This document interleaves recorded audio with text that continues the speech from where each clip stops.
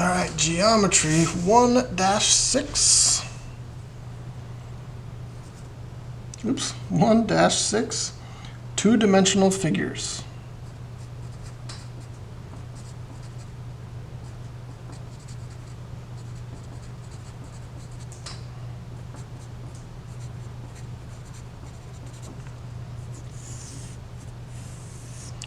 Two-dimensional figures.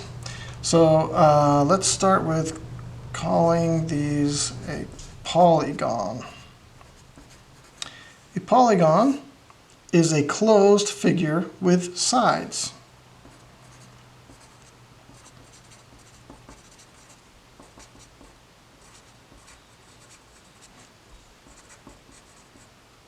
With sides.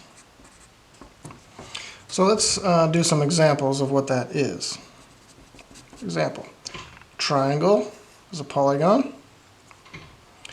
I also have like a five-sided object. Now this point here where the two line segments meet, that is called a vertex. Just like when we were looking last time at angles, where the two lines of the two rays of an angle meet, is called the vertex. Now here are some non-examples. Sometimes it's easier to look at non-examples to help you understand the definition of a polygon. So here is something like this. This is not an example of a polygon because look, not closed. Now another non-example of a polygon is a circle. A circle is not a polygon.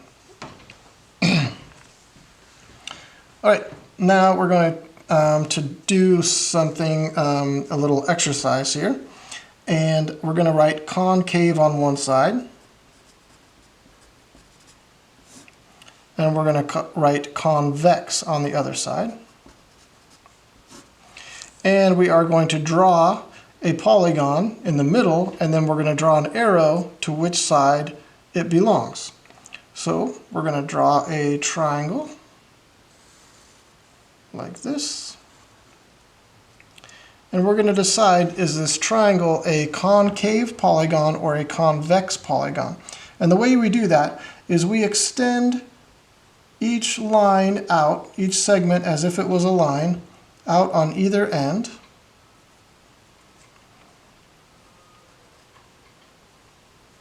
And we notice that none of these dots end up inside the polygon there. Therefore, this is convex. Let's look at another example.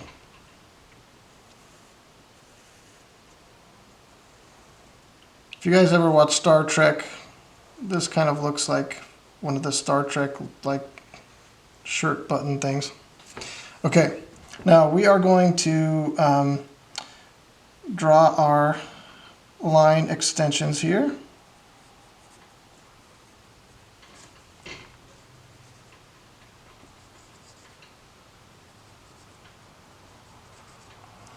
Okay, now notice the line extensions ended up inside this shape. So that means, boom, this is concave. We're gonna do a few more here.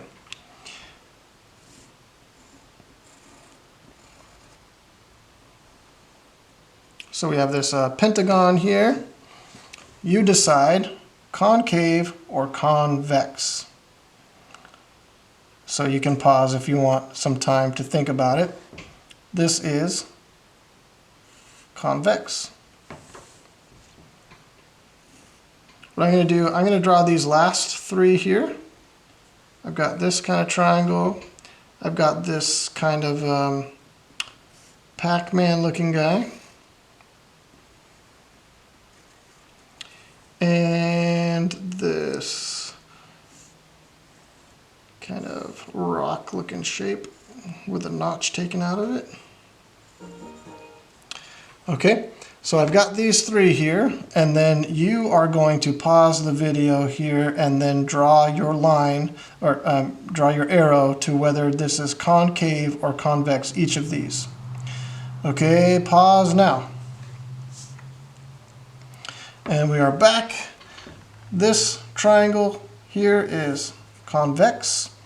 Just so you know, every triangle is convex. You will never find a concave triangle. Here, these dots would go inside, concave. Same with this one, even though this whole thing looks convex until this little tiny bit. This little tiny bit is enough to say, I am a concave polygon.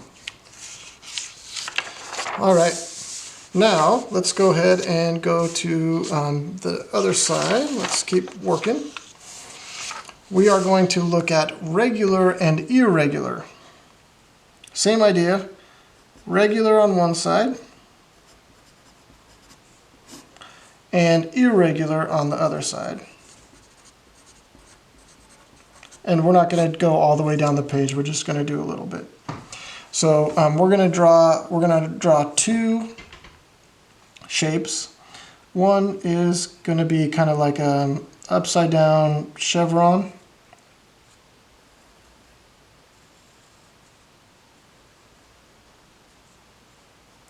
And the other one is going to be a hexagon.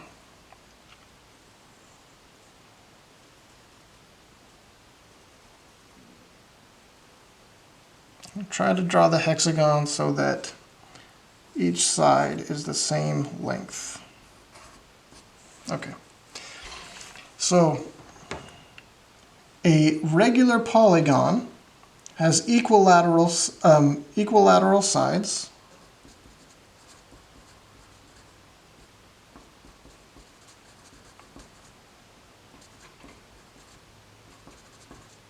So the sides are congruent.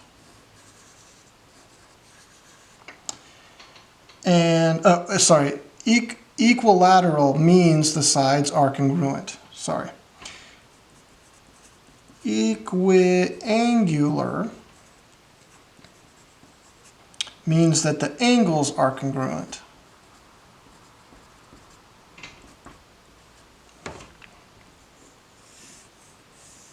Equilateral, sides are congruent. Equiangular, angles are congruent. And it also needs to be convex. For a polygon to be a regular polygon. So let's look at this shape here. All of the sides, we're going to just say that all of the sides are congruent, even though I didn't draw it that way. Then we're going to just say that they're all congruent. That's fine. This angle is congruent to this angle. This angle is congruent to this angle. But these two are not congruent. So that means it's irregular. Also, you'll notice, besides the angles not all being congruent, this also is a concave polygon and not a convex polygon like a regular one. Now this one here, all of my sides are congruent, all of my angles are congruent, and it's convex. So, boom, I have a regular polygon. These are the ways to know it's a regular polygon. Equilateral, meaning sides are congruent. Equiangular, meaning angles are congruent, and convex. Okay, let's look at the next bit here, and this is the number of sides. Is how we name a polygon. So the number of sides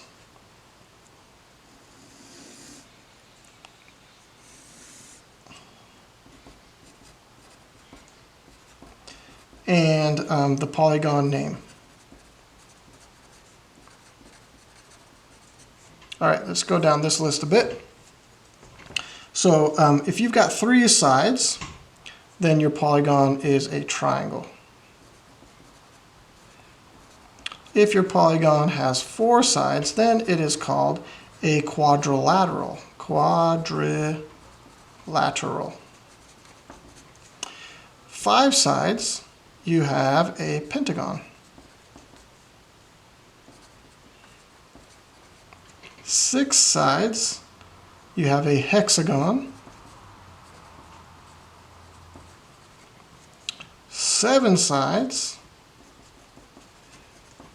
heptagon. 8 sides, octagon.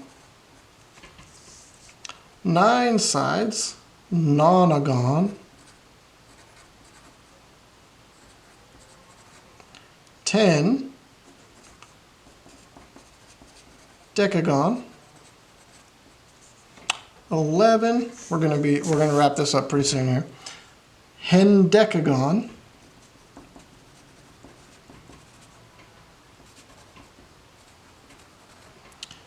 12, dodecagon. And then after 12, we kind of stop. We say n, anything over 12. So n would be an n-gon. So for instance, if you had 25 sides, then it would be a 25-gon.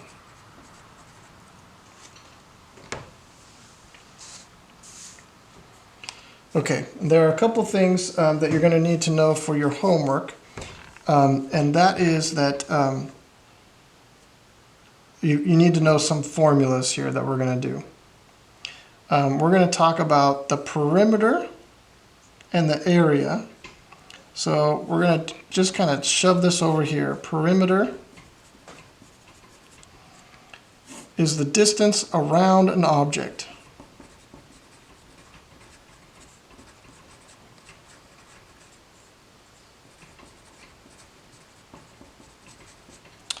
And basically, to find the perimeter, you just add all the sides together. All sides added together.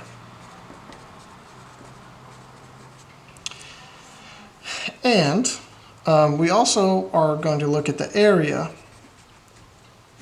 The area is the amount of space a shape takes up.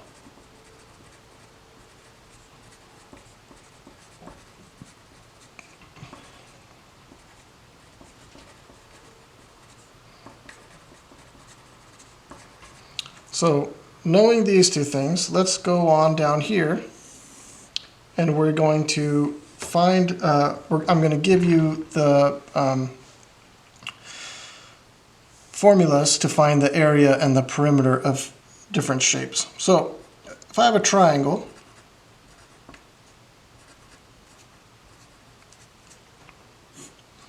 let's just draw a triangle.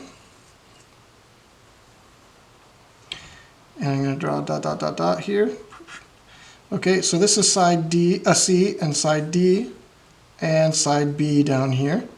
And the height I'm going to call H. Notice how it's 90 degrees from the base. And so the perimeter of the triangle is all of the sides added up, B plus C plus D. The area of a triangle is 1/2 base times height. So whatever that one is on the bottom times what's the height from the bottom to the top of the vertex here, half that, and you have the area of a triangle. Square,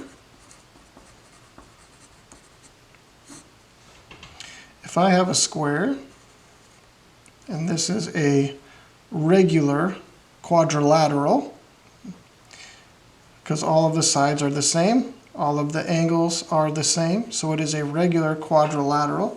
So if each side is S, because they're all the same, the perimeter is 4 times S.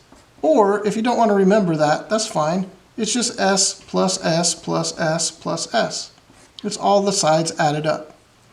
The area is side squared. Now, you don't need to necessarily remember side squared for square to find the area. You can just think, oh, it's the base length times the width. Length times the width, which is side times side, which ends up being side squared. But if you don't want to remember extra formulas, it's fine. It's one side times the other side. or length times width, and then you have the area of the square. Now, rectangle,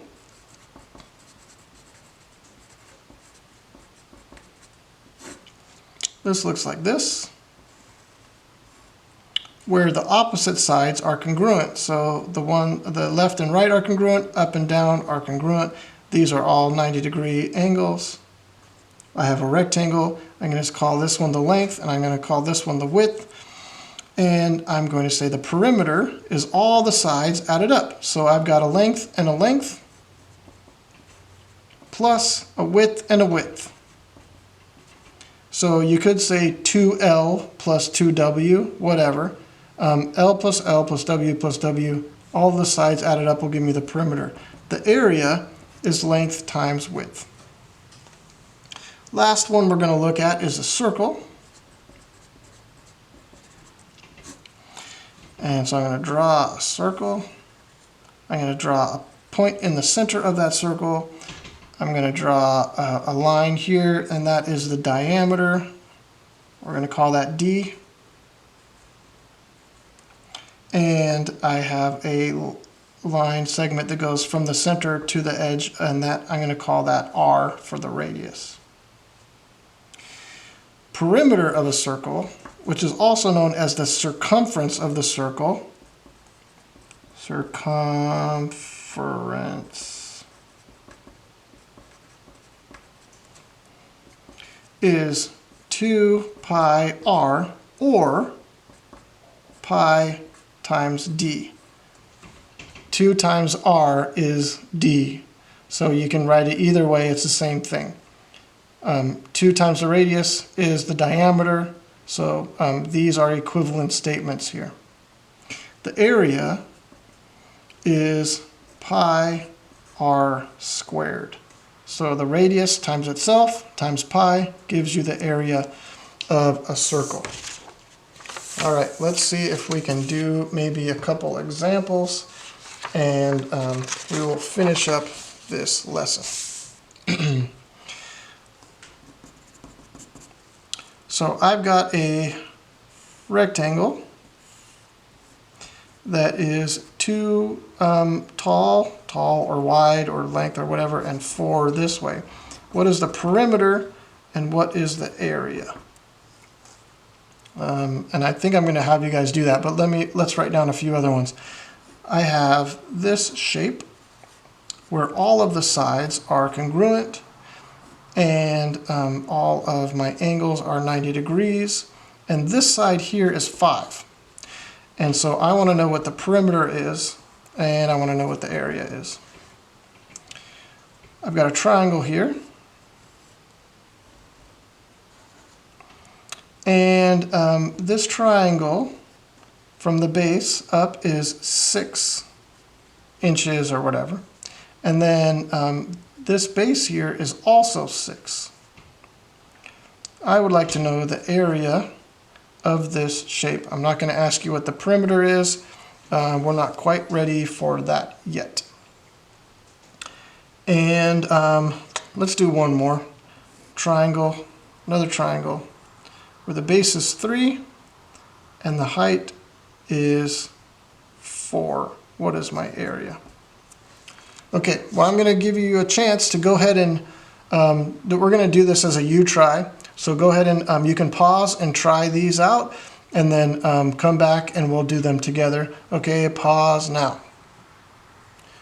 Okay, so perimeter here for this first one is all of the sides added up. So I've got this side and this side, and I don't know what these sides are, or do I? I know it's a rectangle. That means this one is going to be 2, and this one is going to be 4. So I just say 2 plus 4 is 6, plus 2 is 8, plus 4 is 12. So I just add all of those up, and I got 12.